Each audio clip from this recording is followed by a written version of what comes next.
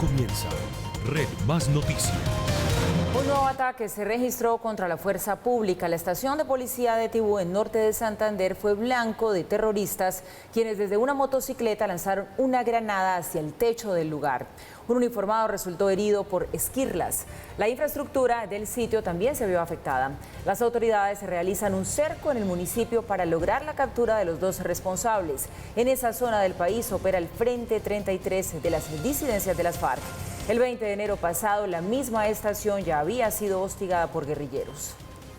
Subversivos, al parecer del Gabor 33, vestidos de civil, con armas de fuego, lanzaron un artefacto explosivo contra la estación, la cual causó algunos daños y nos dejó herido un policía.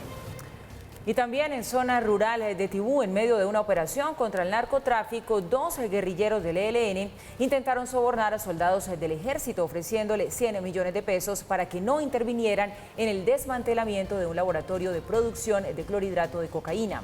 En el lugar fueron incautados 1.100 kilogramos del alcaloide, insumos líquidos para su producción, armamento y aparatos de comunicación.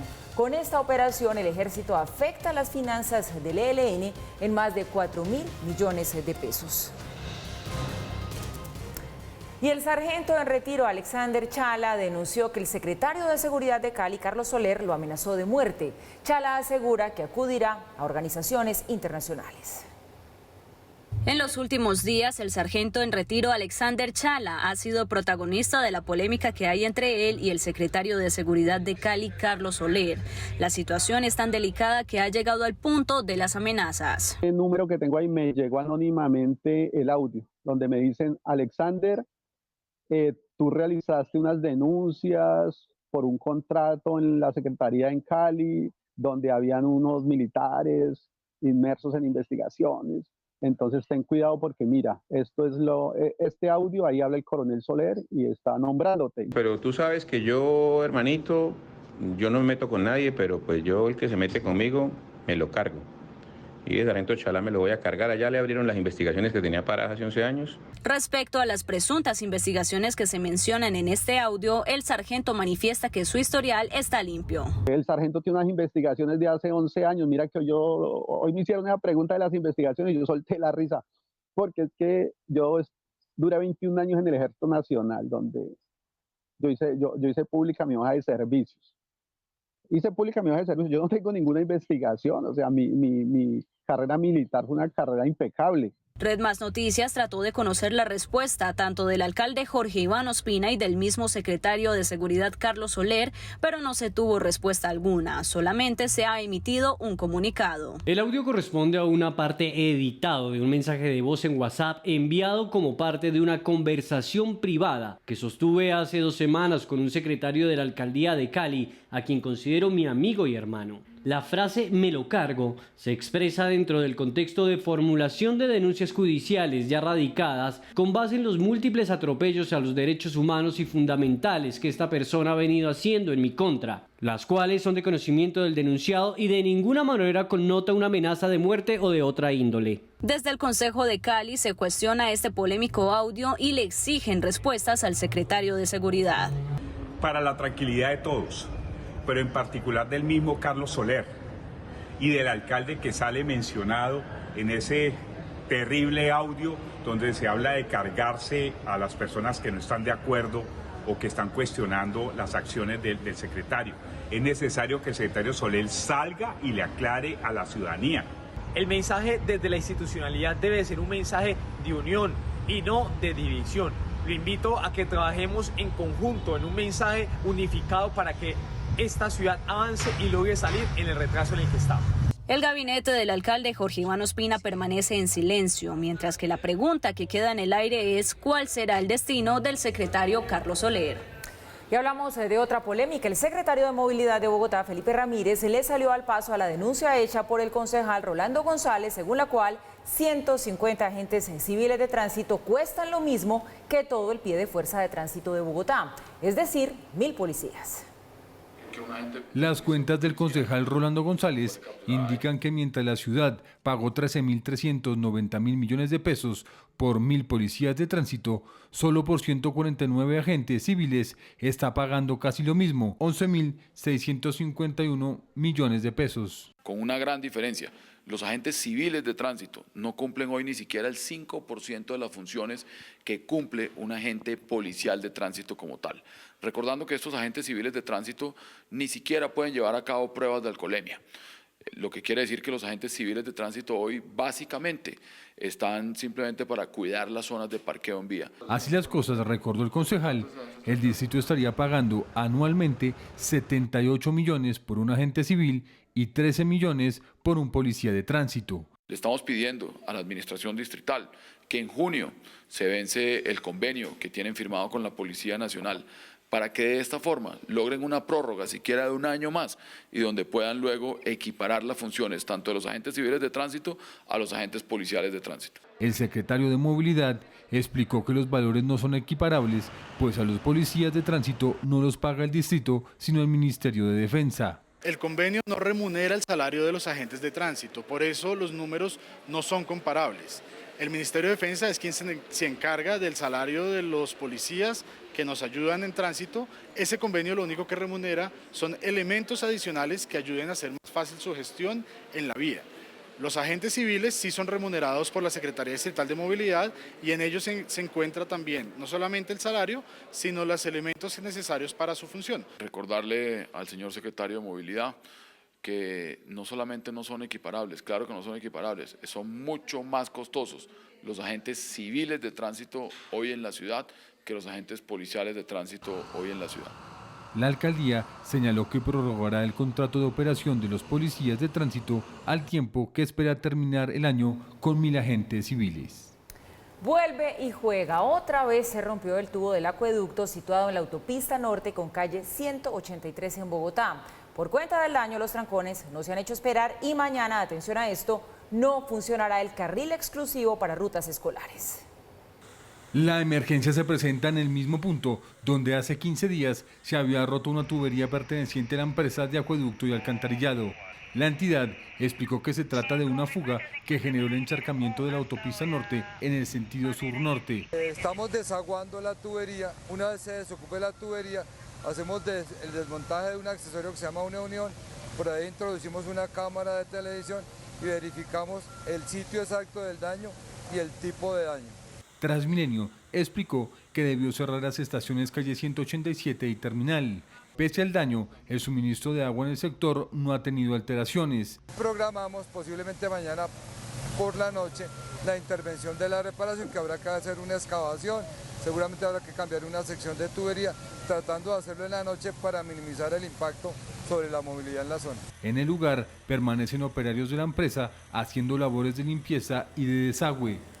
Un deslizamiento de tierra en Santa Fe de Antioquia arrasó con varias casas y dejó 2 personas muertas, entre ellas una menor de 8 años, 4 lesionados y 2 desaparecidos.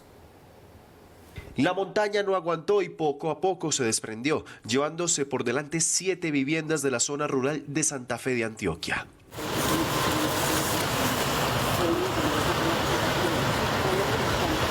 Con tristeza profunda en el alma y en el corazón, que hemos encontrado 2 fallecidos en el lugar de los hechos, que estamos trabajando ya en la declaratoria de calamidad pública. El acceso a la zona tuvo todo tipo de dificultades y solo la capacidad de estos animales podía llevar el auxilio que necesitaban los habitantes.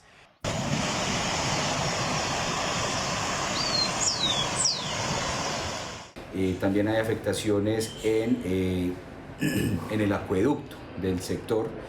También hay afectaciones en las vías, para lo cual entonces se activa la Secretaría de Infraestructura Física, quienes ya están buscando y trasladando una maquinaria para el sitio. Avanzó el día y desde los cielos apareció un helicóptero Black Hawk, el cual trasladó a centros asistenciales a las 4 personas heridas.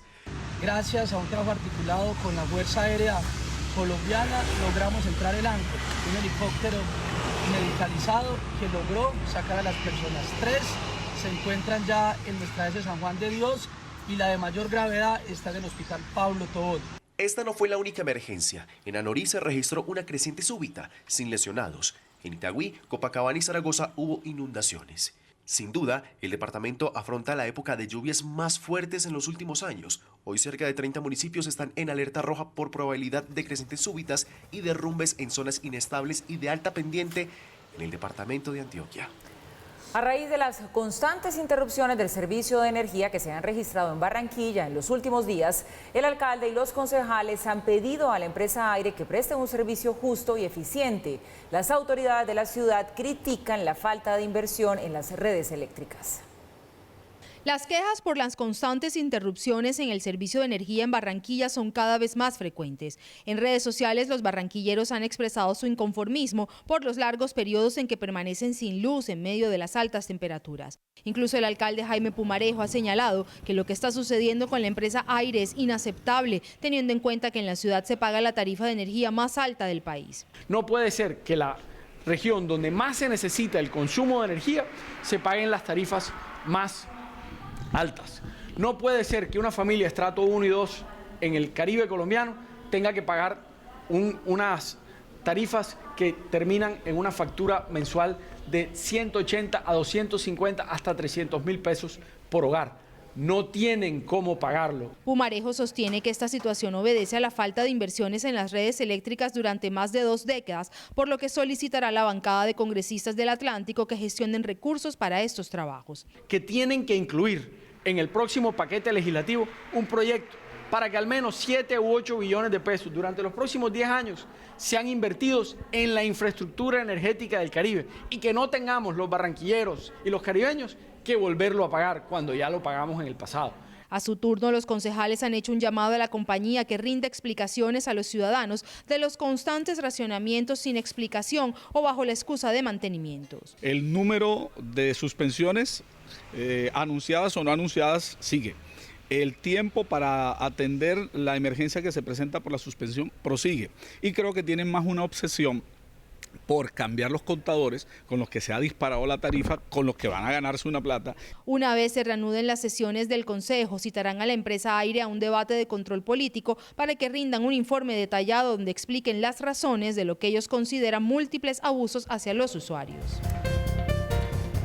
Regresamos y hoy vuelve a ser noticia Emilio Tapia, quien se declaró inocente del delito de peculado que la Fiscalía le imputó por presuntamente haberse apropiado de 6.182 millones de pesos del anticipo de los 70.000 millones de centros poblados, los cuales supuestamente utilizó para comprar obras de arte y vehículos de alta gama.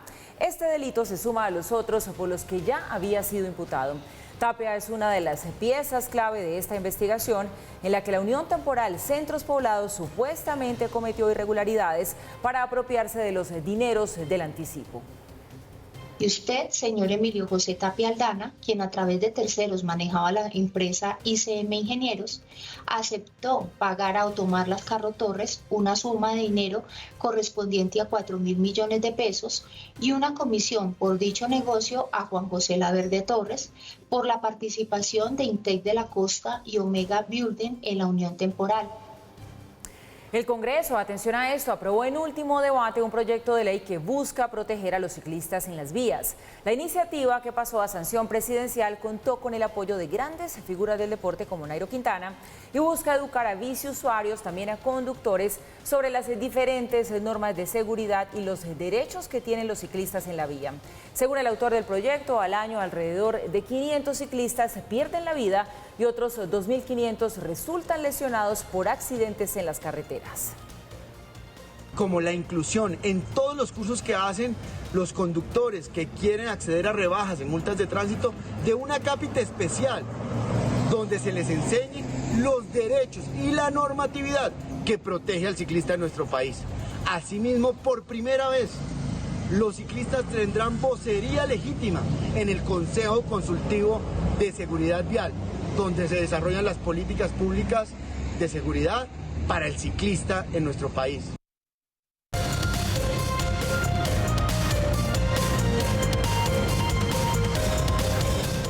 Y hablemos de economía. Fedesarrollo presentó una nueva publicación sobre qué hacer en políticas públicas. En esta ocasión, plantea cambios al mercado laboral que permitan aumentar el empleo y la formalidad. Fedesarrollo lanzó un nuevo diagnóstico con propuestas para mejorar el funcionamiento del mercado laboral en Colombia, que ha venido mejorando pero no al mismo ritmo de la economía, ni muestra una mejor calidad. El director de Fedesarrollo recordó que a pesar del crecimiento que muestra la economía, la tasa de desempleo se mantiene en 2 dígitos, 12%, y la informalidad en 63%. Cerca de 3 millones de colombianos que no pueden conseguir un empleo. Casi 11 millones de personas ocupadas que ganan menos de un salario mínimo. Y además, casi 14 millones de colombianos que hacen parte de la informalidad laboral. Por eso el Centro de Estudios propone reformar las contribuciones a la seguridad social en salud, para que personas que ganan un salario mínimo o menos no tengan que hacer aportes obligatorios a salud. De ahí en adelante tendríamos unas tasas progresivas de cotización, de tal manera que quien tiene más ingresos pague proporcionalmente más. Actualmente el asalariado debe contribuir con un 4% del salario y el independiente con 12,5%. Muchas personas prefieren entonces permanecer en la informalidad. Un independiente que gana un salario mínimo tiene que aportar cerca de 290.000 pesos mensuales para ser formal. Exactamente lo mismo que aporta una persona que gana 1.5 salarios, 2 salarios y hasta 2.5 salarios mínimos.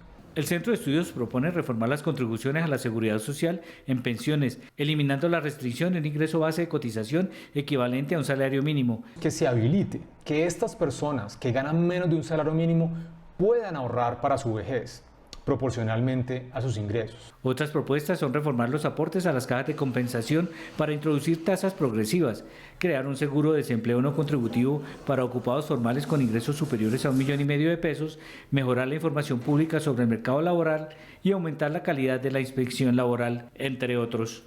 De acuerdo con Confecámaras, el crecimiento del Producto Interno Bruto en el primer trimestre de 8,5% demuestra el esfuerzo de los empresarios por la reactivación. El presidente gremial Julián Domínguez dijo que hay que continuar trabajando en la generación de confianza, como lo están haciendo el gobierno, los empresarios y los gremios para generar bienestar, empleo y progreso. Insistió en la necesidad de fortalecer las empresas e impulsar el emprendimiento y la formalización.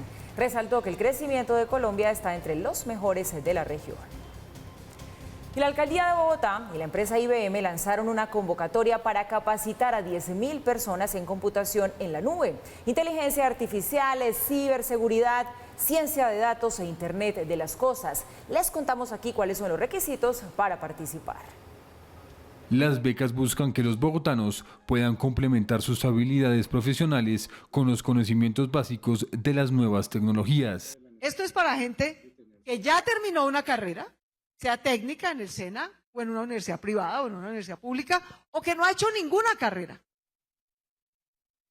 Lo único que necesitan es tener más de 9º grado de bachillerato y más de 18 años. Y ganas.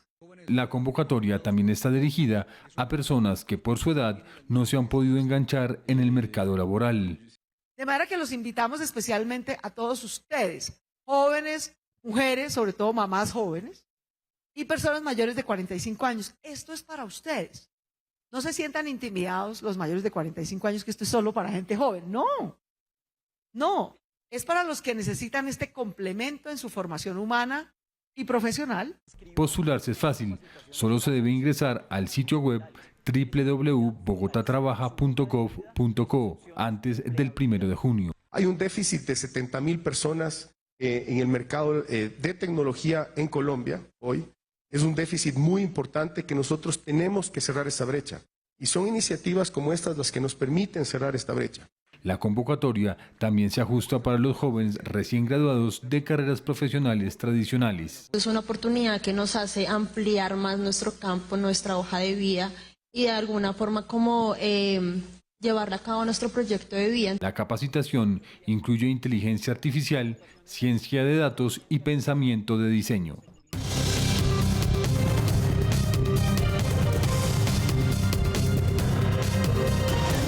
Volvemos y miramos qué pasa en el mundo. Suecia y Finlandia están cada vez más cerca de adherirse a la OTAN. Este miércoles presentaron oficialmente su solicitud al secretario general de la alianza. Entre tanto, en Ucrania, Estados Unidos reabrió su embajada en Kiev después de 3 meses de cierre. Los embajadores de Suecia y Finlandia ante la OTAN entregaron oficialmente sus solicitudes de ingreso en la sede de la Organización Transatlántica en Bruselas.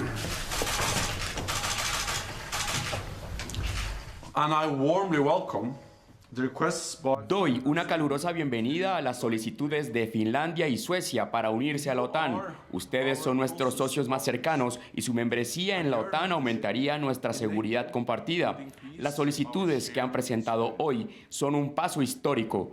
Los intereses de seguridad de todos los aliados deben tenerse en cuenta y estamos decididos a trabajar en todos los problemas y llegar a conclusiones rápidas.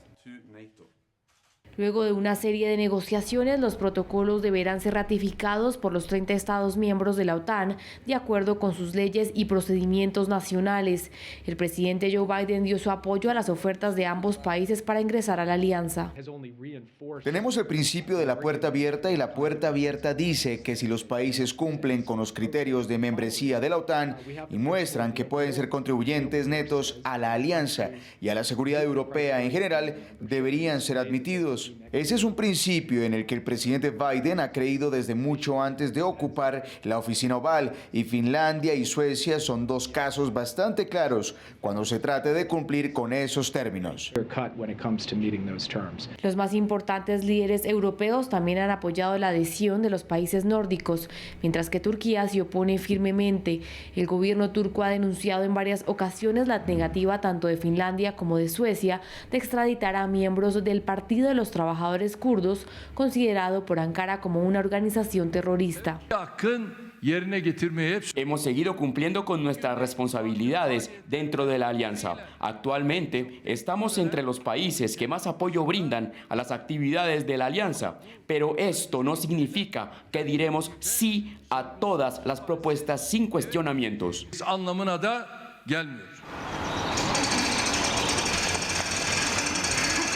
Entre tanto, Estados Unidos abrió su embajada en Kiev luego de un cierre de 3 meses debido a la invasión rusa que empezó el pasado 24 de febrero. El regreso se produjo semanas después de los intentos fallidos de las fuerzas rusas por tomar el control del norte de Ucrania y la capital.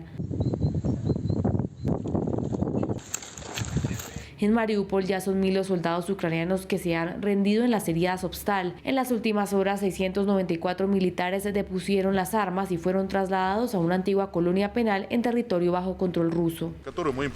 La primera opción es izar la bandera blanca y deponer las armas. La segunda opción es morir allí. Solo muere. Eligieron la primera opción.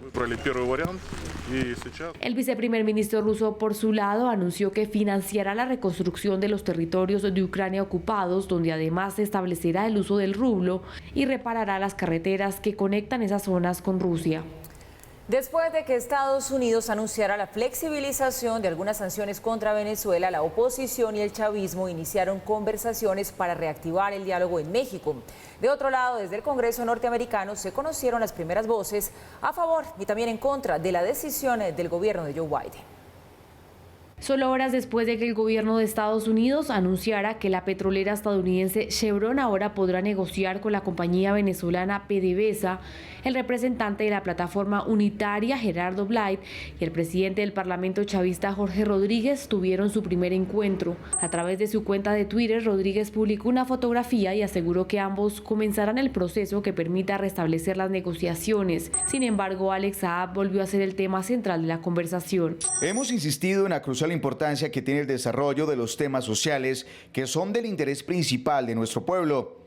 Nuestro hermano Alex Saab, secuestrado desde hace 704 días, es miembro pleno de la delegación de Venezuela y es nuestro delegado ante la mesa social que estamos discutiendo. En este sentido, Venezuela ha exigido, exige y exigirá la participación de Alex Saab en cualquiera de las iniciativas de trabajo que eventualmente se acuerde. Entre tanto, desde Estados Unidos, los congresistas reaccionaron a la medida. Bob Menéndez, presidente del Comité de Relaciones Exteriores del Senado, influyente miembro del Partido Demócrata de Biden, se declaró afín a una salida negociada a la crisis venezolana, pero aseguró que darle a Maduro un puñado de regalos inmerecidos para que su régimen prometa sentarse a negociar es una estrategia destinada al fracaso. Sugerir de que cualquier decisión para regresar a las negociaciones con el gobierno del presidente interino Juan Guaidó y la oposición debe ser premiado antes de que haya ningún esfuerzo de regresar a la Ciudad de México, regresar a esas negociaciones. El republicano Marco Rubio también se mostró disgustado no solo con las medidas tomadas sobre Venezuela, sino también con las de Cuba, y acusó a Biden de apaciguar dictadores. Entre tanto, la Casa Blanca alertó sobre posibles acciones militares de Corea del Norte durante la visita de Joe Biden a Asia, que será en los próximos días. Según el Departamento de Seguridad Nacional, el régimen de Kim Jong-un puede estar preparándose para lanzar un misil balístico intercontinental o realizar una prueba nuclear para coincidir con el viaje de Biden a Corea del Sur y Japón. Nuestra inteligencia refleja la posibilidad genuina de que habrá más pruebas de misiles, incluidos misiles de largo alcance, o una prueba nuclear, o francamente ambas, en los días previos, durante o después del viaje del presidente a la región. Nos estamos preparando para todas las contingencias. La ONU, atención a esto, reveló un preocupante informe sobre el cambio climático en el último año. Dice la entidad que el año pasado se batieron 4 preocupantes récords que dan cuenta de la necesidad urgente de cambiar el sistema energético mundial. Y es que el nivel de concentraciones de gases de efecto invernadero, el nivel del mar, la temperatura de los océanos y la acidificación marcaron cifras sin precedentes, convirtiendo el 2021 en uno de los años más calurosos de la historia. El secretario general de la ONU, Antonio Guterres, calificó el informe como una sombría confirmación del fracaso de la humanidad para afrontar los trastornos climáticos. El sistema energético mundial está roto y nos acercamos cada vez más a la catástrofe. Los combustibles fósiles son un callejón sin salida ambiental y económicamente. El único futuro sostenible es el renovable. Debemos poner fin a la contaminación por combustibles fósiles y acelerar la energía renovable. Transición energética antes de que incineremos nuestro único hogar. El tiempo se acaba. Los casos de COVID-19 están aumentando en los Estados Unidos y podrían empeorar aún más en los próximos meses. Esto es lo que advierten funcionarios federales de salud. Ante la situación, instaron a las áreas más afectadas a considerar emitir nuevamente un llamado para usar tapabocas en espacios cerrados. En este momento, alrededor de 1/3 de la población de Estados Unidos vive en áreas que se consideran de mayor riesgo, principalmente en el noreste y el medio oeste. Los Centros para el Control y la Prevención de Enfermedades también recomendaron a los estadounidenses que viajan dentro del país que se hagan la prueba de COVID en los días previos a su viaje sin importar el estado de sus vacunas. Y entre tanto hay alerta en varios países europeos ante la presencia de posibles casos de viruela del mono. Se trata de una enfermedad rara transmisible a través del contacto con animales, personas o materiales contaminados y que produce fiebre, inflamación en los ganglios, erupción en las manos y también en la cara. Reino Unido fue el primer país en diagnosticarla y el pasado 6 de mayo lanzó una alerta sanitaria a la Organización Mundial de la Salud. En Madrid se han detectado 23 personas infectadas y en Portugal 5. En las últimas horas, Estados Unidos y Canadá registraron sus primeros casos, la mayoría en hombres homosexuales. Y el presidente Iván Duque viajó este miércoles a Londres para formalizar el Tratado de Libre Comercio con el Reino Unido. Además, sostendrá encuentros con el primer ministro Boris Johnson y la realeza británica. Posteriormente estará en Turquía y Suiza. La primera reunión que sostuvo el presidente Iván Duque en su llegada a Londres fue con el primer ministro de Reino Unido, Boris Johnson, con quien abordó la formalización del Tratado de Libre Comercio. Quiero enviar una inmensa felicitación para el pueblo colombiano por todo lo que están haciendo para demostrar un liderazgo ante el mundo en la protección de nuestro patrimonio biológico y natural de la selva. Luego de la salida del Reino Unido de la Unión Europea, Colombia se convierte en uno de los primeros países de América Latina en firmar un TLC con esta nación, que mantendrá las preferencias arancelarias. Un acuerdo entre Colombia y el Reino Unido para que ese relacionamiento tuviera un marco jurídico. Reino Unido es el tercer inversionista en Colombia con un acumulado entre 2000 y 2021 de 22.6 billones de dólares y se espera que este 2022 las inversiones alcancen los 480 millones de dólares en infraestructura, energías renovables y movilidad. Es muy similar al que tenemos con la Unión Europea. Cambia los cupos, cambian los valores. Este jueves, el jefe de Estado colombiano se reunirá con el príncipe William para avanzar en temas de cooperación y lucha contra el tráfico de especies.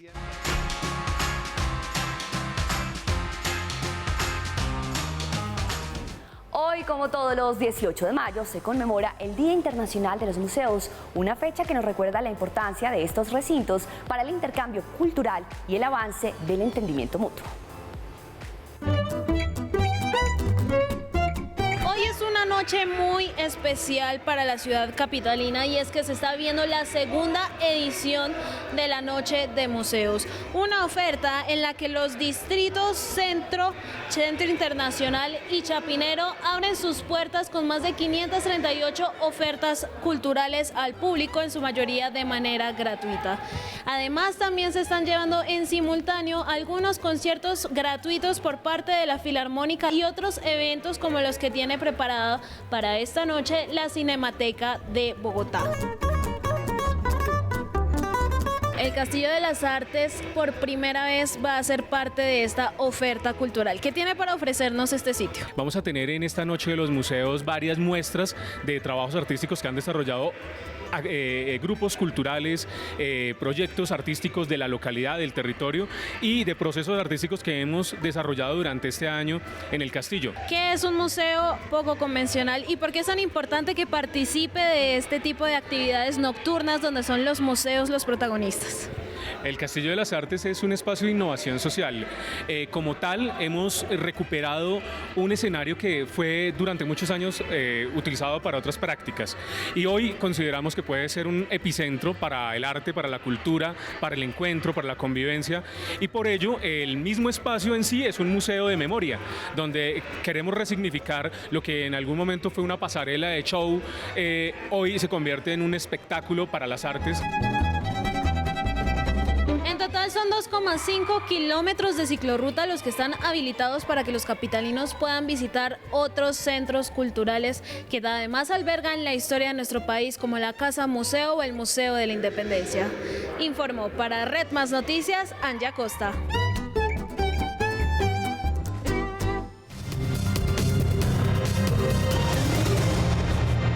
La noticia a esta hora, el doctor Ricardo Triana.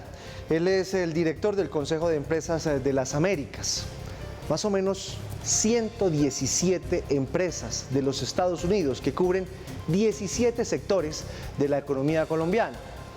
Son miles de millones de pesos de inversión en nuestro país, miles de empleos directos. Y es la noticia porque ayer, sobre la hora de nuestro noticiero, incluso pasadas las 9 de la noche, se reunieron con el candidato Gustavo Petro, porque tenían inquietudes, algunas inquietudes sobre lo que podría ser su eventual presidencia de la República. Doctor Triana, gracias por estar con nosotros aquí en Red Más Noticias. Muchas gracias, Giovanni, por la invitación. Doctor Triana, ustedes, las empresas americanas, hacen inversiones a largo plazo. ¿Por qué querían hablar con Gustavo Petro? Pues porque nosotros siempre tenemos que trabajar con el gobierno de turno. Nosotros sí vemos las inversiones a largo plazo, y a largo plazo estoy hablando de 50 años. Entonces es importante conocer el próximo gobierno qué va a hacer, para nosotros poder trabajar con ellos y seguir empujando la economía colombiana como lo hemos hecho por más de 100 años.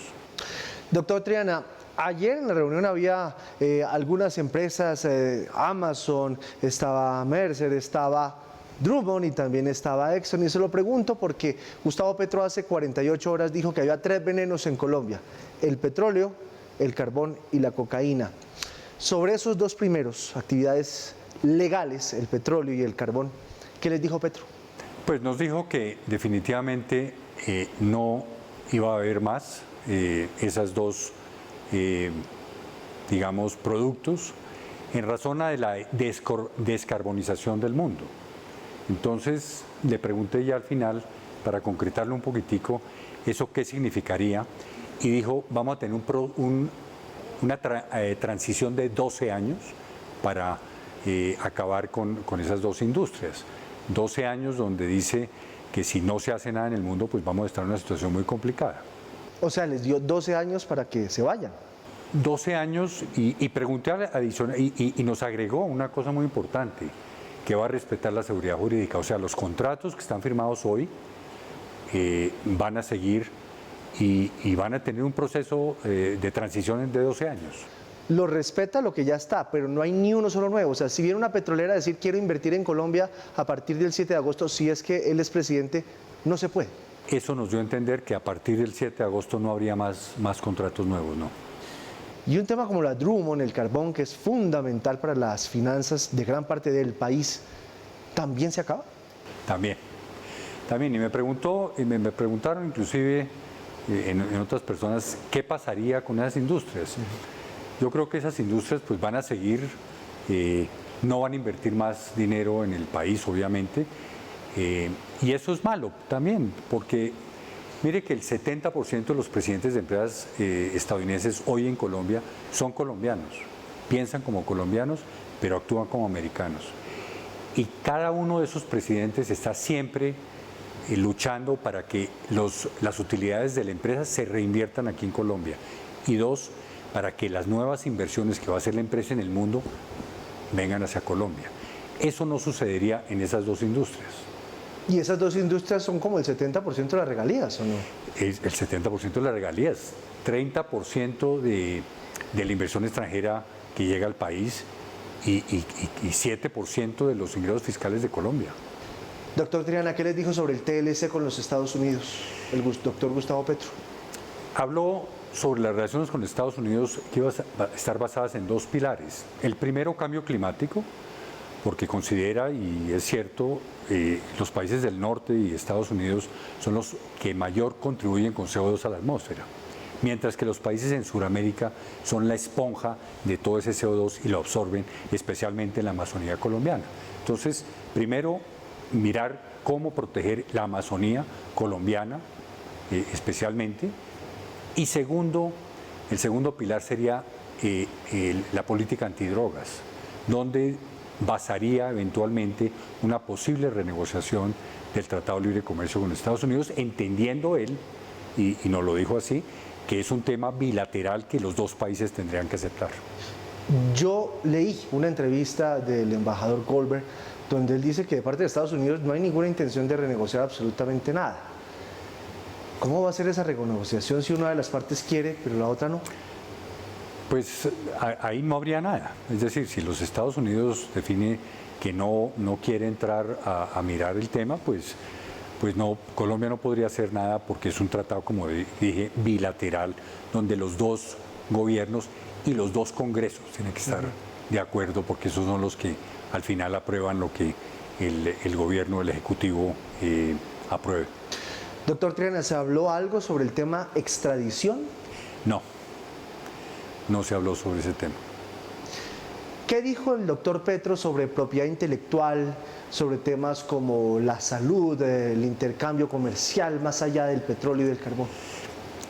Pues lo tocó muy por encima. Fue muy generoso, tuvimos 2 horas con él, un poco más, pero en esos temas específicos no, aunque yo le dije al final como conclusión que nuestras empresas, estando en 17 sectores, estamos listos a trabajar con el gobierno que llegue, y si es él el presidente, en todos esos temas de salud. Tenemos empresas muy importantes en farmacéutica, dispositivos médicos, prestación de servicios, aseguramiento, etcétera. Estamos listos porque somos parte de la solución y queremos ser parte de la solución. En educación también podemos contribuir mucho. En agricultura, que basa mucho de su proyecto en temas de que Colombia tiene que ser autosuficiente. Estamos absolutamente de acuerdo con él. La frontera agrícola colombiana es inmensa y hay que ayudarlo. Y le dije, de Estados Unidos, que tienen esa experiencia en mecanizado, en tecnificación de zonas agrícolas, etcétera, pueden ser un gran contribuyente para que Colombia se vuelva una potencia también agrícola. Doctor Triana, los americanos se caracterizan por ser prácticos.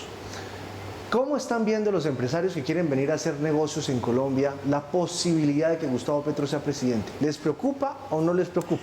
Mire, los estadounidenses, y uno como colombiano tiene que aprender de ellos, son supremamente pragmáticos. el país lo ven maravilloso, mucho mejor que lo que vemos nosotros los colombianos. País con las riquezas que tenemos nosotros en talento humano, en riqueza mineral, en riqueza agrícola, en situación geográfica. Entonces, los estadounidenses ven muy bien, y yo he tenido reuniones con potenciales inversionistas que yo les preguntaba, ¿y les preocupa el próximo gobierno? No, mientras haya seguridad jurídica, mientras haya protección a la propiedad intelectual, mientras haya una política fiscal estable que no suba impuestos a las empresas. Hoy en día Colombia tiene por ahí 4 o 5 puntos más de impuestos a las empresas que países de la región, y eso nos hace competitivos. Y para atraer esa inversión y relocalizar esa inversión se necesita definitivamente competitividad. Y esos puntos son fundamentales para que las empresas vengan. Pero hay interés de empresas estadounidenses en localizarse aquí. ¿Les dijo algo el doctor Gustavo Petro sobre una eventual reforma tributaria? Porque por ahí pasan los impuestos para las empresas. En otras palabras, ¿qué le dijo sobre las grandes empresas, la empresa privada? ¿Les suben los impuestos? ¿Se los mantiene? No tuvimos mucho tiempo más para hablar en detalle de la reforma tributaria. Sí, fue claro de que iba a haber una reforma tributaria, porque obviamente todos los proyectos que tiene en mente van a necesitar muchísimo dinero, y si le quitamos toda la parte que generan la industria de petróleo y carbón, pues obviamente van a necesitar muchísimo dinero de otras partes. Sí comentó que quiere fundamentar mucho de los ingresos de Colombia en agricultura, por ejemplo, cannabis, que hoy en día está tomando tanto auge, cannabis, pero también en turismo. Colombia tiene un potencial en turismo, pero fue muy claro, turismo en paz, que no tengamos problemas para atraer ese potencial de turismo de Colombia, que es inmenso.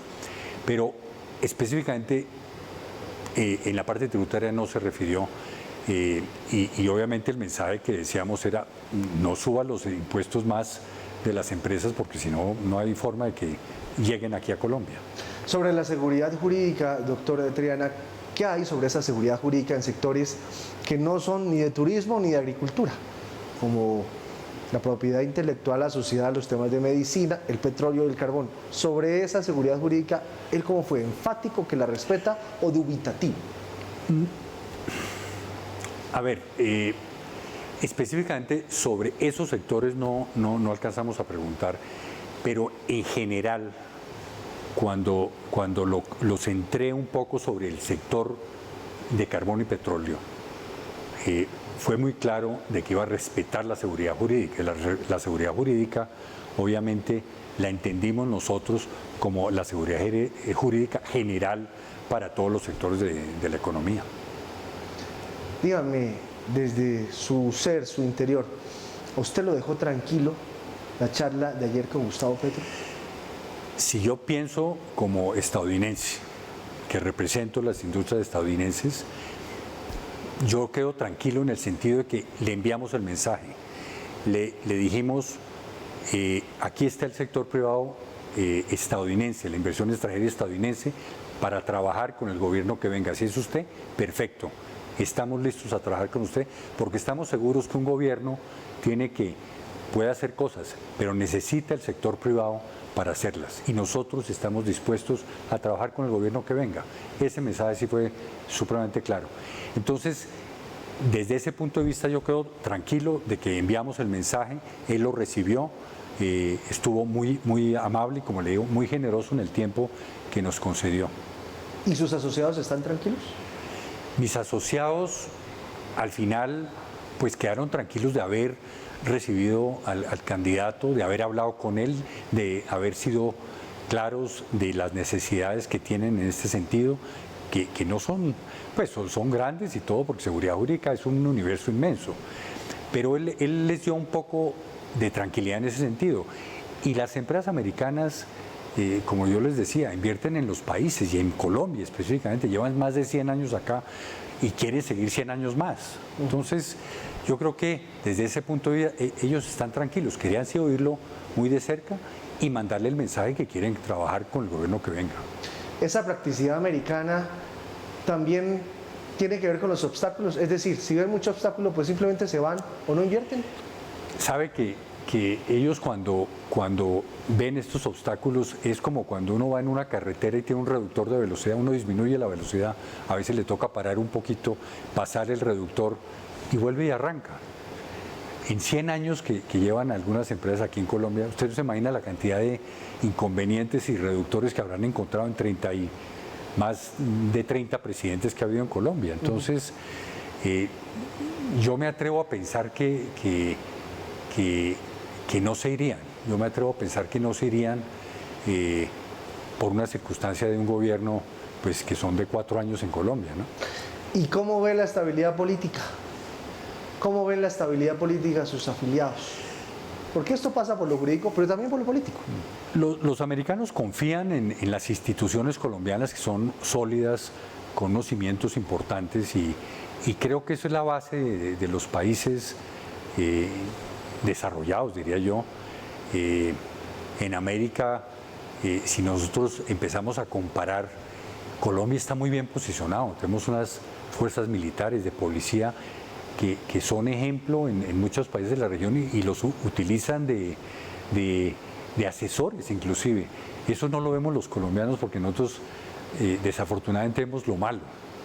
Uno necesita conocer su país yendo al exterior y que le hablen a uno de Colombia los extranjeros. Y uno dice, hola, sí, de verdad lo que ustedes dicen no lo había visto yo. Total que yo creo que ellos están tranquilos en la medida en que sus empresas, si hay seguridad jurídica, si hay protección de la propiedad intelectual, si la parte fiscal es apropiada, pues van a seguir aquí en el país. Doctor Triana, ¿esta reunión fue exclusivamente con Petro o se van a reunir también con Federico Gutiérrez o eventualmente Rodolfo Hernández o Sergio Fajardo? Nos hemos venido reuniendo con los diferentes candidatos individualmente. Pensamos que... Como lo que hicieron con Petro. Exactamente. Okay, exactamente. O sea, no era solamente por él, sino con todos los candidatos. Con todos. Nos falta Fico Gutiérrez y nos falta Rodolfo Hernández. Con Sergio Fajardo tuvimos una reunión pequeña hace ya algunos meses, pero todavía nos falta un poco de camino y podemos seguir reuniéndonos, pero individualmente porque pienso que teniendo, no en un debate, sino en una reunión de uno a uno, es mucho más fácil poder llevar los mensajes y que él dé los mensajes, el candidato o la candidata dé los mensajes a las empresas. Ingrid, también nos reunimos ya con Ingrid también. De todos estos años que en su vida, que usted ha traído tantos negocios de los Estados Unidos a Colombia, porque su labor ha sido impresionante, ¿esta es la etapa más conflictiva políticamente de nuestro país? ¿O es una más? Es una más. Si la miro como colombiano de golpe, diría... ¿Es la más dura? Es dura porque la campaña ha sido muy complicada, ¿sí? Pero para el pragmatismo estadounidense es una más. Que eso es un mensaje para los colombianos, me parece muy interesante darlo y que he aprendido en mi experiencia de trabajar con ellos. Pues doctor Triana, gracias por estar con nosotros aquí en Redman Noticias. No, muchas gracias a ustedes por la invitación y estoy aquí para cuando necesiten más información de nuestras empresas, con mucho gusto. Muy esperada esta reunión entre las empresas estadounidenses con presencia en Colombia, este Consejo de Empresas Americanas que tiene más de 100 afiliados y que estuvieron en conversación el día de ayer con el candidato Gustavo Petro. Y esperada pues por razones casi que obvias. Si se supone que el candidato Gustavo Petro, en caso de ser presidente de la República, tendría una serie de políticas que no serían tan amigables como las del actual gobierno, por decirlo menos, frente al sector empresarial y además de eso con algún tipo de anotaciones, observaciones sobre la relación con Estados Unidos, pues las empresas estadounidenses estaban muy interesadas en oír a Gustavo Petro. Creo yo que hay 2 o 3 puntos que vale la pena destacar de esta conversación de Giovanni con el doctor Ricardo Triana. La primera de ellas, el sector que definitivamente queda en mala posición después de esa conversación y a raíz del programa de Gustavo Petro es el sector minero-energético, en concreto el sector petrolero y el sector carbonífero. Ayer en este noticiero estábamos registrando cómo en plaza pública, en Sahagún, el candidato Gustavo Petro comparó el petróleo y el carbón con la coca. Eso quiere decir que comparó dos sectores legales que generan buena parte de las regalías del país, que generan 7% de los ingresos fiscales, que tienen una importancia crítica desde la perspectiva de las divisas, los comparó con una industria ilegal que ha depredado a la economía colombiana.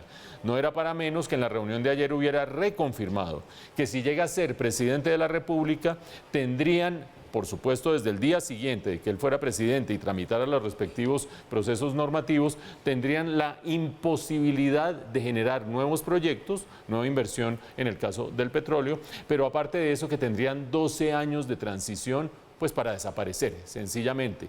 Ahí queda una nota de pie de página y es: si un presidente y un gobierno y alguien que es candidato para un gobierno puede comprometer 12 años o si está pensando en algo distinto a tener un cuatrenio por delante. Primer punto referido a esos sectores y a esas industrias y confirmada su animadversión frente a ellas. Segundo punto, relacionado con el Tratado de Libre Comercio. Acuérdense ustedes que ha sido una herramienta muy importante de las relaciones entre los dos países, algunos con críticas serias acerca de el balance negativo que la balanza comercial de Colombia ha tenido con Estados Unidos desde que se implementó.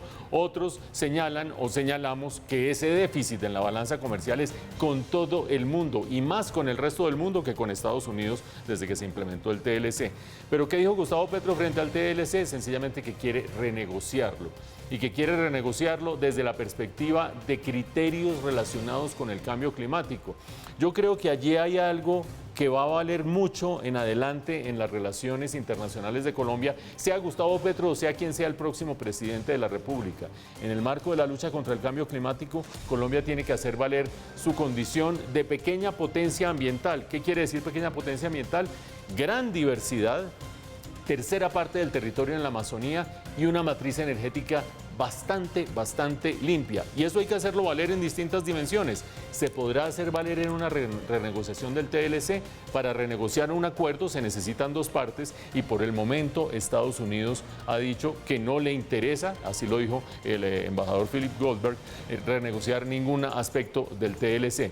Pero el tercer elemento y muy importante que vale la pena destacar de esta entrevista del doctor Ricardo Triana, dice que las inversiones de Estados Unidos en un país como Colombia son inversiones de larguísimo plazo, que no miran qué va a pasar en 2 años, en 4 años, sino que miran 40, 50, 60 años. Y desde esa perspectiva, él usa una metáfora que creo yo que vale la pena registrar para este debate, y es la metáfora del reductor de velocidad.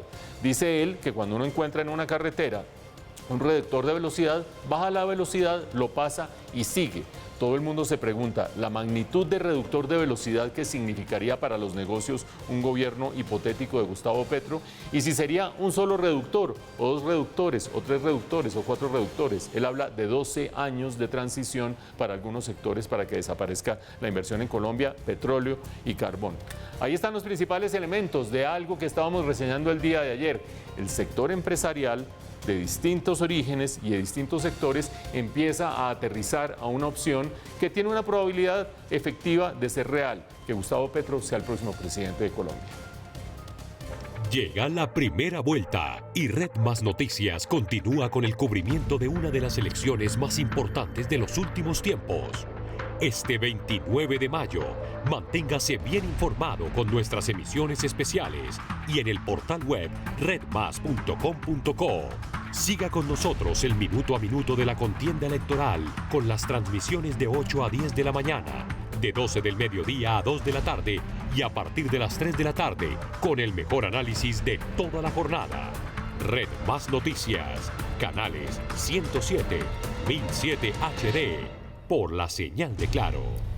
Seguimos hablando de temas que tienen que ver con las elecciones. Uno muy importante: a 11 días de esos comicios presidenciales no se ha contratado la Auditoría Internacional de los Software Electorales. A última hora, una empresa alemana que había sido seleccionada habría rechazado ese contrato. Entre tanto, en el Tribunal Administrativo de Cundinamarca se llevó a cabo una audiencia en la que Indra negó que puedan alterar los resultados de las votaciones. En las últimas horas, el CNE se había decantado por la firma alemana Dermalog para que auditara los softwares encargados de consolidar y divulgar los resultados de las votaciones. No obstante, horas después, el presidente del organismo aseguró que seguían en el proceso de selección. El tiempo es muy corto para hacer un proceso de selección para el tamaño de la auditoría que nosotros pretendemos, porque es una auditoría no solamente preventiva, sino que va a ser una auditoría forense. Entonces, en ese sentido, estamos haciendo todo un proceso técnico. Fuentes del CNE informaron que sí se había seleccionado a esta firma, que según su página web es líder en biometría y cuenta con 27 años de experiencia, pero que desde Alemania habrían ordenado no aceptar este contrato pese al interés del representante regional de la empresa. Este revés, a pocos días de las elecciones, se suma a los cuestionamientos que recaen sobre el registrador y la firma Indra. Este miércoles, en una audiencia en el Tribunal Administrativo de Cundinamarca, el expresidente Andrés Pastrana preguntó por supuestas reuniones con esta firma. Esto fue un coloquio del 4 de febrero del 2022, del 2022 en Madrid, España, y llama la atención que un candidato presidencial pida una cita con quien es el encargado de consolidar y divulgar los votos. El director de Indra negó los supuestos encuentros en España. Nosotros tenemos un departamento de compliance, ¿sí?, que sigue obviamente cada uno de nuestros pasos. Nosotros no podemos reunirnos con ningún, le diría, porque no solo trabajo en el mercado de procesos electorales, sino que trabajo también en otros mercados, no podemos reunirnos con ningún posible cliente en medio de procesos licitatorios. El presidente del Senado, candidatos y denunciantes también cuestionaron a la registraduría por las fallas en las elecciones del 13 de marzo.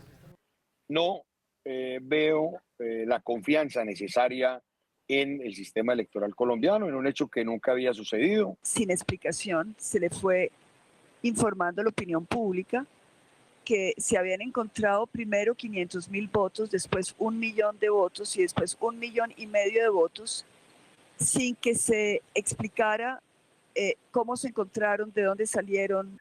Y encontramos pues que no la totalidad, pero sí aproximadamente el 85% de las personas que están como jurados de votación están en un puesto, pero en distintas mesas. La empresa Indra se defendió y aseguró que ellos no pueden alterar resultados electorales. Y perdón, jamás en mis 25 años de experiencia, jamás nadie me ha hablado de poder modificar ningún tipo de resultado. Jamás. Luego de escuchar los testimonios, el tribunal tendrá 10 días para evaluar el material probatorio y decidir si suspende o no a Alexander Vega. Entre tanto, la Fiscalía indaga de manera preliminar la presunta responsabilidad del registrador nacional de Alexander Vega por el proceso de contratación con la firma española Indra, que proporcionó sus servicios tecnológicos en las pasadas elecciones. Luego de que hace 3 meses se denunciara ante la Fiscalía las presuntas irregularidades en ese proceso de contratación, el ente acusador ha dado curso al proceso metodológico asignando un fiscal delegado ante la Corte para que avance en las primeras acciones. Hasta el momento en la Fiscalía solo se trata de una indagación preliminar en la cual no se han practicado pruebas ni ordenado tomar las declaraciones de las personas involucradas, como el propio registrador nacional Alexander Vega. Una vez el despacho del fiscal revise las evidencias allegadas en las denuncias, determinará si es necesario o no practicar más pruebas. Asimismo, si es necesario iniciar o no una investigación de manera formal o si por el contrario archiva la indagación preliminar que hasta ahora adelanta. Estamos a 10 días de la primera vuelta y vean ustedes en las que estamos.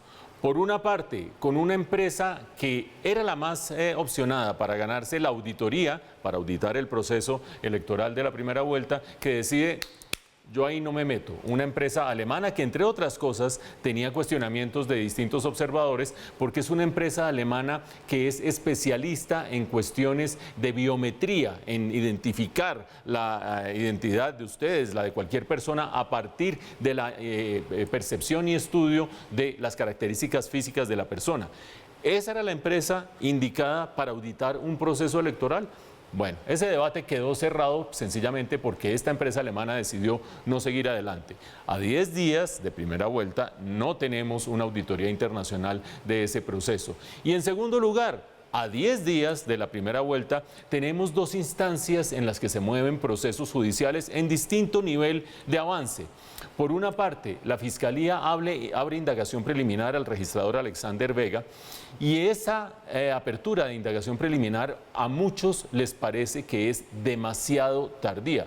¿Por qué? Pues porque es indagación preliminar, es decir, se habría podido empezar en cualquier momento. Y si hay dudas sobre lo que pasó en las elecciones para el Congreso y las consultas, eso se dio hace 2 meses. Esperar 2 meses para abrir una indagación preliminar sobre hechos que se conocieron hace 2 meses, cuando solo faltan 10 días para la primera vuelta, parece algo demasiado tardío, demasiado traído un poco de los cabellos, no porque no haya fundamento o sí lo haya, sino porque a estas alturas, y además que poco ayuda a la credibilidad de esa primera vuelta.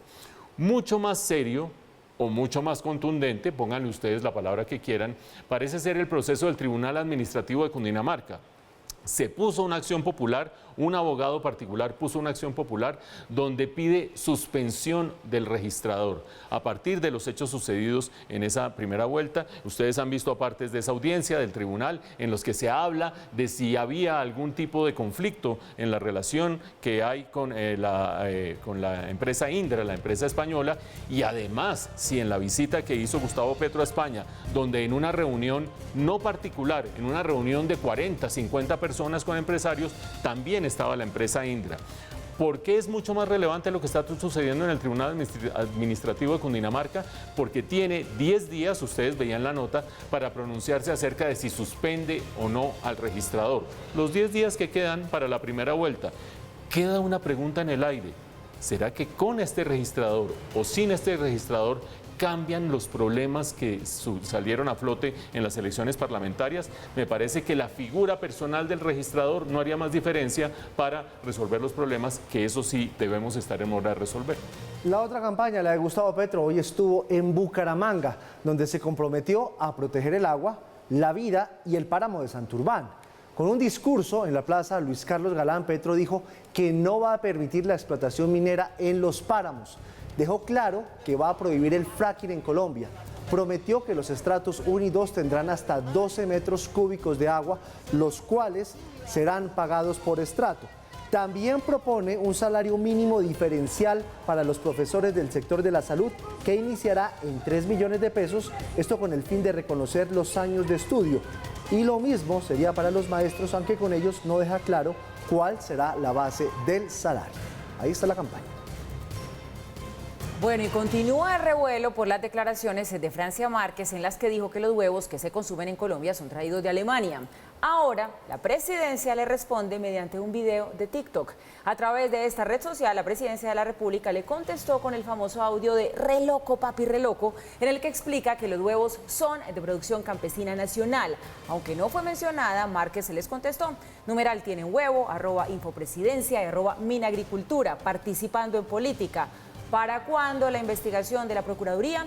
Estoy lista, dice Francia, para dar el debate sobre soberanía alimentaria con @Iván Duque, @Sea Navarro, jefes de debate del candidato Gutiérrez. Y en Ibagué, Rodolfo Hernández dio a conocer otros puntos de lo que hará si llega a ser presidente de Colombia. Esta vez, Rodolfo Hernández se compromete a donar su salario. Hoy me comprometo a donar mi sueldo como presidente de la República y a entregárselo a los más necesitados.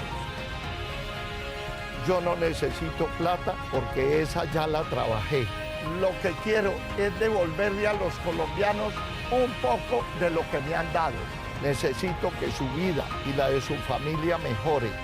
No quiero morirme sin ver que Colombia cambie. Por eso quiero pedirle a todos los colombianos que me permitan ser su presidente.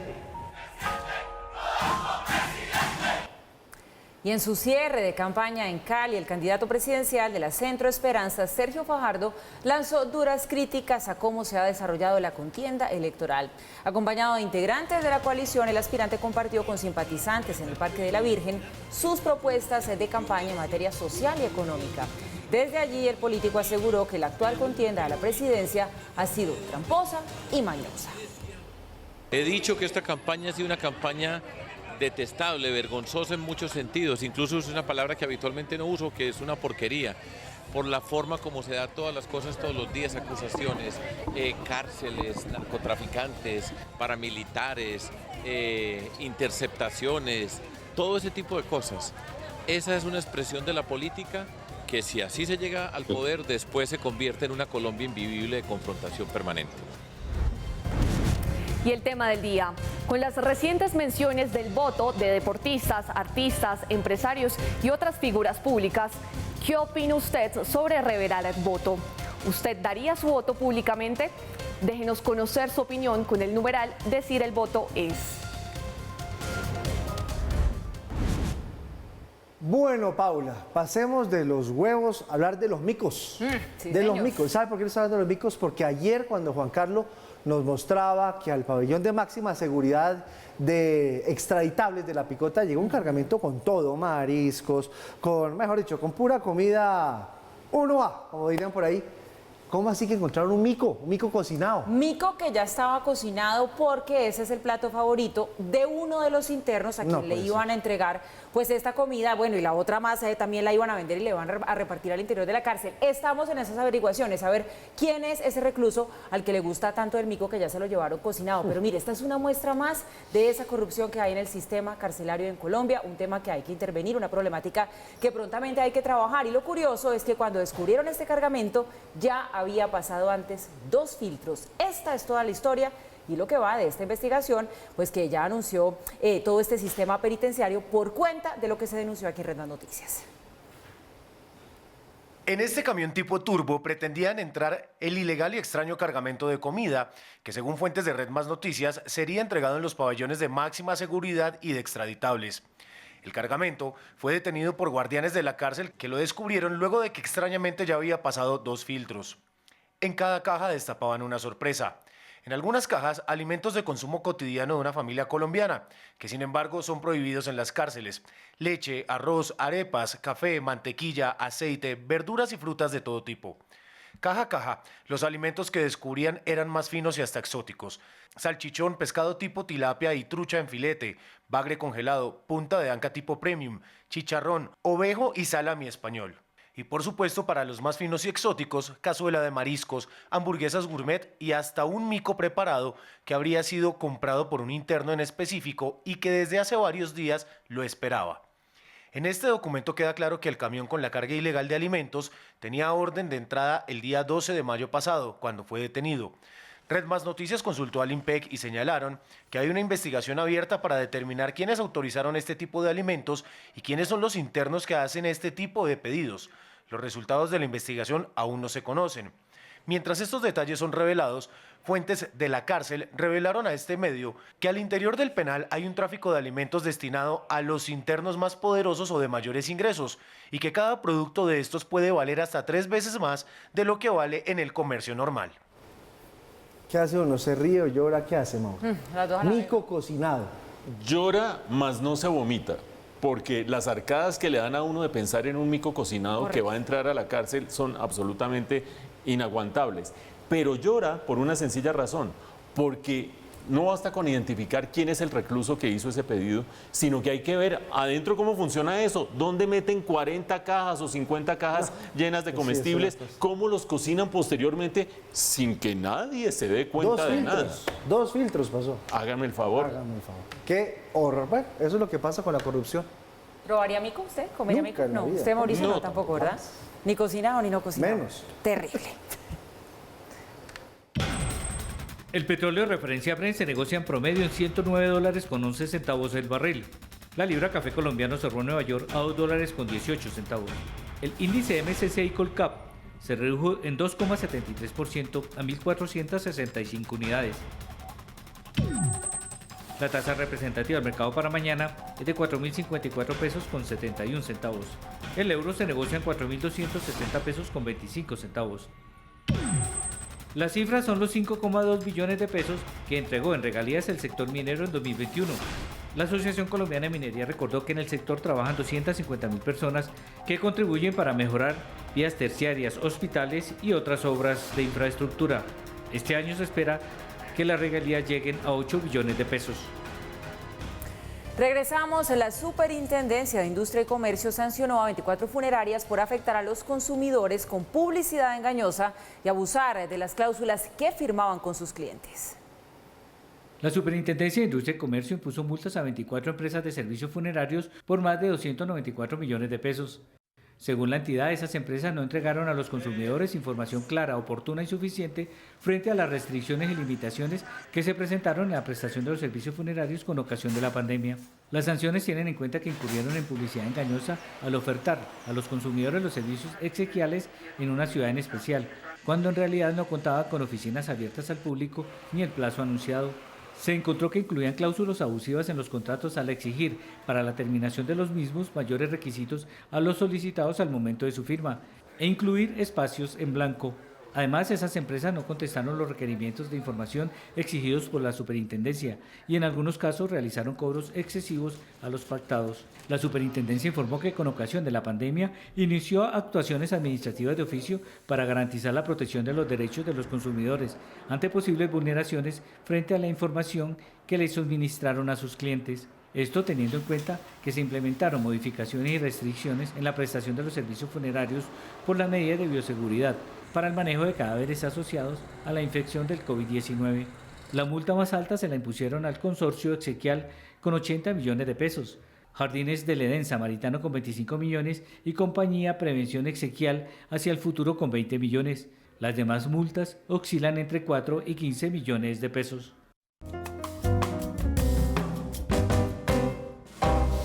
Bueno. Boa noite. Empiezan los líos en esta mesa. Bueno, yo les hago una pregunta. A ver. ¿Qué prefieren ustedes? ¿Ser el primer amor de la vida de alguien o ser el último amor de la vida de alguien? Contesta Mauricio. Opa. Yo que vengo aquí a ver los toros desde la barrera, yo tengo una hipótesis. ¿Cuál? Y es que el primer amor se suele dar en la adolescencia. Y en la adolescencia las personas suelen tener tantas inseguridades, tantas carencias, tanta necesidad de reafirmación personal que objetivan todo eso en cualquier persona y como que no se dan cuenta de si eso es certero, no es certero, es viable, no son pragmáticos, mientras que en el último amor ya el que está fregado de personalidad está fregado y el que lo consolidó, lo consolidó y encuentra el verdadero amor, Flavia. O sea, ¿ya para qué habla uno? No, yo todo lo contrario, creo que los dos son chéveres porque tienen misiones diferentes en la vida, porque pasan en momentos diferentes de la vida, pero sin duda el más bacano es el último, porque es el ¿Por que qué? ya, claro, porque es el que ya recibe a esa persona con todos esos aprendizajes, más sosegada, con más experiencia y en otros rollos. Totalmente de acuerdo conmigo, Paula. Sí, ¿Y tú, Giovanni? ¿El primero? El primer, ¿por qué? Es inolvidable. Essa é a palavra que vou utilizar hoje. Eso es. Bueno, se nosotros hablamos con los estrategas de negociación, les van a decir que nunca uno debe aceptar las primeras opciones, las primeras ofertas, porque la probabilidad de arrepentirse es muy alta. Entonces uno después se queda pensando, yo debería haber esperado un poco más, de pronto se presentaba otra probabilidad, pero nosotros vivimos una cultura que valora mucho todo lo que es primer amor, primer sexo, primer beso, primer trabajo. E aí, um estudo publicado em la revista Psychology Today pudo averiguar algo muito interessante.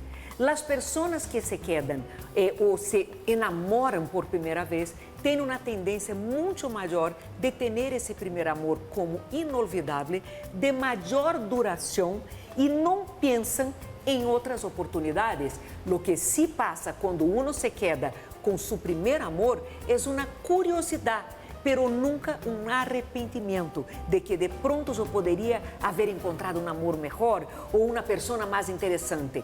Já as pessoas quando se enamoram e se quedam com essa relação que quizás seja a quarta, a quinta, a sexta, têm uma tendência de viver uma relação mais gratificante. ¿Por quê? Porque tiveram outras experiências. Pero mira que curioso, não? O primeiro amor es inolvidable. El último amor es el gratificante, que te da mucho más seguridad, porque tú ya has pasado por muchas experiencias y tienes algo dentro de ti que dices, yo hice una buena elección. Uy, Flavia, ahora. pero me quedé pensando porque usted decía que quienes se quedan con ese primer amor no sienten arrepentimiento, pero sí No. curiosidad. Curiosidad. Sería que...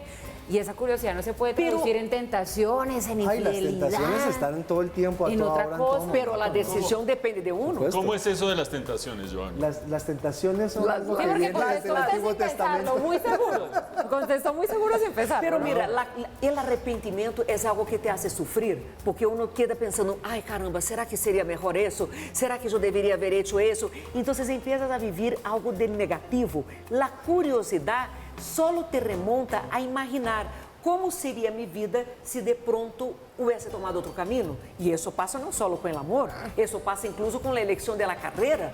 Quantas vezes estamos na metade da carreira e uno diz, será que eu deveria ter sido veterinário? En el último ou algo? semestre uno también está ahí. Exato. Então, lo interessante aqui é isso, é que as pessoas que se quedam com seu primeiro amor têm uma tendência de manter-se muito mais tempo enamoradas. Comparado a las pessoas que dizem, sabe o quê? Eu quero vários amores, eu quero viver várias experiências, pero quando cheguem na última experiência, eu digo, bueno, aqui eu me sinto tranquilo, seguro e gratificado. Pero eso es un riesgo. ¿Por qué? Porque si se pone, puede que el último no lo llene y puede que nunca llegue. Puede que nunca chegue, pero aí tocaria saber por que nunca chega. Porque nós outros seres humanos, ao fim do dia, estamos para emparejar-nos, sabe? Nós outros necessitamos do outro. Y es un amor más racional. Exato, não venimos a essa Pero ¿y vida dónde para le queda el estar encanto? solos. No, es que El la encanto que racionalidad tiene el pelea con primer amor no lo tiene sí. nada. La racionalidad Amor pelea é con uma el encanto, decisão. no. Ojo, uno decide amar. Puede que esse amor nunca chegue, porque eu decido que não quero amar. Quando eu me decido amar, decido enamorar-me, eu estou lista para receber, para aprender do outro. Porque amor não é mágica, Giovanni. Não é que de pronto chega um cupido com uma flecha e tu empiezas a ver pajaritos. Não. Tu decides enamorar-te de uma pessoa, tu passas a ver as coincidências, tu buscas aprender com essa pessoa e busca encantarte dessa pessoa. Mauricio tiene sonrisa malosa. Perdón, una observación. El cupido tiene más probabilidad de llegar cuando uno es adolescente que cuando uno es una persona madura. ¿Tú crees? Porque el deslumbramiento y la objetivación de las necesidades de uno en esa niña bonita que veo pasar todos los días para el colegio es mucho más probable que suceda cuando uno es adolescente que cuando ya uno tiene cierta madurez. Maurício, tu não conhece pessoas que se assombram de pronto com a outra, que se enamoram de verdade e dizem, encontrei uma pessoa que me hace crescer de tal maneira e aprender que yo sí estoy enamorado. Sí, o pero sea, no a los 15 años. Yo a creo que los eso 15 puede pasar en años, cualquier momento de la vida, a los claro. 15 años es un amor más que todo narcísico, no es un amor de verdad. Ya de adultos, tú te enamoras porque de verdad tú Sí. decides amar a esa De persona. acuerdo, en eso sí estoy de acuerdo. Encanto. Bueno, menos mal, estamos de acuerdo hoy. No, yo no. Bueno, Tú no. Yo sí creo en el primer amor. Pero bueno, vamos a un corte comercial y ya regresamos. Esto es Red Más Noticias. Tengo que responder un chat. Adivine de quién. Del primer amor inolvidable. Vamos con el numeral, nuestra pregunta del día, que después de lo de Flavia debería ser otra, pero bueno. Numeral, decir el voto es. Por cuenta del señor Egan Bernal, que hoy se echó al agua. Bueno, Denise Mauricio Waterproofing nos dice, decisión personal es una democracia y si a alguien no le parece, tiene también la opción de elegir en libertad. Nidia Vázquez dice que le parece honesto, claro, sin miedo a lo que es orgullo colombiano, por eso triunfa, porque lucha y es claro en sus decisiones. Bien, Egan Bernal. Y por último tenemos a Clemencia Mantilla, que nos dice, es libre de votar por quien quiera, no le debe nada a nadie, los triunfos son solo de él, lo mismo que los que votaremos por alguien diferente a Fico, también somos libres de hacerlo. Bien movido el tema del día de hoy. Bueno, hasta mañana, nos vemos. Bueno, muy bien. ¿Y las Nos tentaciones veremos. qué? Yo estaba hablando del Nuevo Testamento. ¿Cómo no? Nos vemos a las 6 de la mañana en nuestra primera emisión de noticias. Chao, chao. Descansen.